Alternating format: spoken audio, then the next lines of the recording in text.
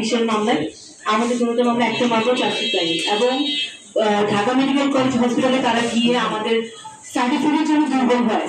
SI আপনার অমিত কুমার বিশ্বাস উনি সহ এই ময়না মিনু হারুন এবং তাদের সন্ত্রাসী বাহিনীরা ওখানে ডক্টরদের সাথে কমিউনিকেশন করে আমাদের সার্টিফিকেট দুর্বল করার চেষ্টা করছে।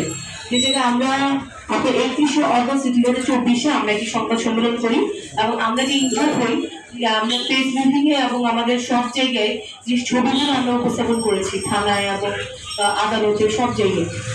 এখন তারা আমাদের এইভাবে করে মেয়েরে বাড়ি থেকে বেতন করতে পারে নাই। এখন তারা আমাদেরকে বাড়ি থেকে যে মিথ্যা মামলা দিয়ে হয়রানি করতেছে এবং আমরা বাড়িতে গিয়েও 4 বছর থাকতে পারছি না। এবং যেহেতু রিসিভার হচ্ছে তারা তাদের ধারা যদি কোর্টে উঠে তাহলে তারা দুর্বল হয়ে যাবে।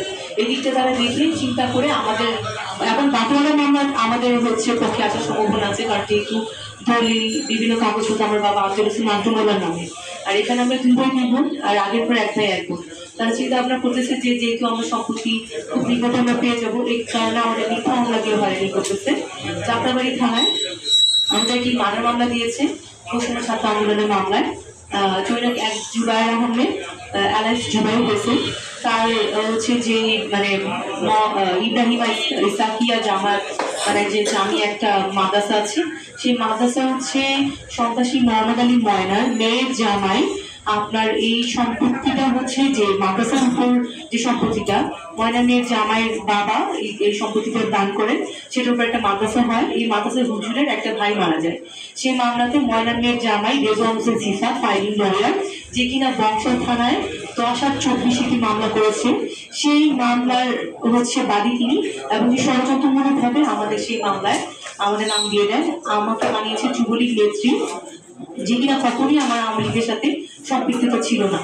তারপরে আমাকে সেখানে 37 নম্বর আসামি করে আমার বড় ভাই তুহিন হোসেনকে 34 নম্বর এবং আমার ছোট ভাই পারভেজ আহমেদ রাজুকে 25 নম্বর আসামি করে এবং আমাদের মার্ডার মামলায় আমাদেরকে মানে হয়রানি করতেছে পুলিশ হুমায়ুন, যাত্রাবাড়ি থানার ওসি এবং হচ্ছে আপনার যাত্রাবাড়ি থানার এসআই হুমায়ুন আমাদেরকে বিভিন্নভাবে ফোন দিয়েছেন এবং আমাদেরকে হয়রানি করতেছেন। এবং এসআই হুমায়ুন আমাদের কাছে ডিডিসি এবং ইমিডিয়েটলি টাকা চেয়েছেন যে আপনাদেরকে ধরবো না। আপনার যে দুলাভাই আছে বিএনপি নেতা মিজান, সে আমাদেরকে বিভিন্নভাবে বারবার ফোন দিচ্ছে, টাকা পয়সা আমাদেরকে বিভিন্নভাবে আপনাদেরকে ধরার চেষ্টা করছে। তো আপনারা আমাদেরকে যদি টাকা পয়সা দেন তাহলে আমরা আপনাদেরকে অ্যারেস্ট করবো না। এখন বর্তমানে আমাদের এমন সিচুয়েশন রয়েছে, আমরা একটা বাড়িতে চলি, সেক্ষেত্রে 12 আর 24 বিগত 3টা বাজে আমাদের উপর হামলা হয়। ভাড়াটার আমাদের যে রক্তাক্ত জখম হয় সেই ভাড়াটাগুলো আমাদেরকে দেখে এইরকম রক্তাক্ত দেখে তারা ভয় পালাই গেছে আমাদের ভাড়াটাগুলো। এবং আমরা এখন যে স্থানীয় যে থানায় আমরা যে হেল্প পাবো সেটাও পাচ্ছি না।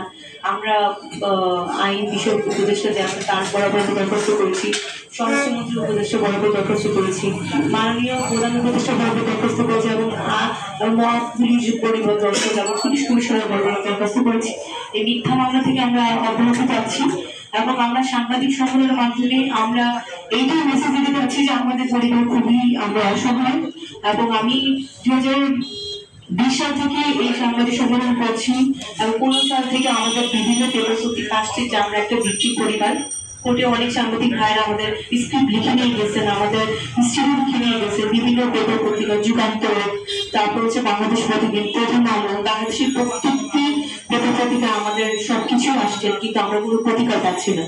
এখন আমাদের নামে যে মিথ্যা হয়রানিমূলক মামলা দিয়েছে, এখানে যে বাদী জোবাইর আহমেদ আলাইস জোবাইর হোসেন, তিনি কোর্টে এসে কি এমডিবি দিয়ে বলছেন যে আমাদের এই যে আপনাদের যে মামলাটা দিয়েছেন কে বা কাহারা দিয়েছেন আমরা জানি না,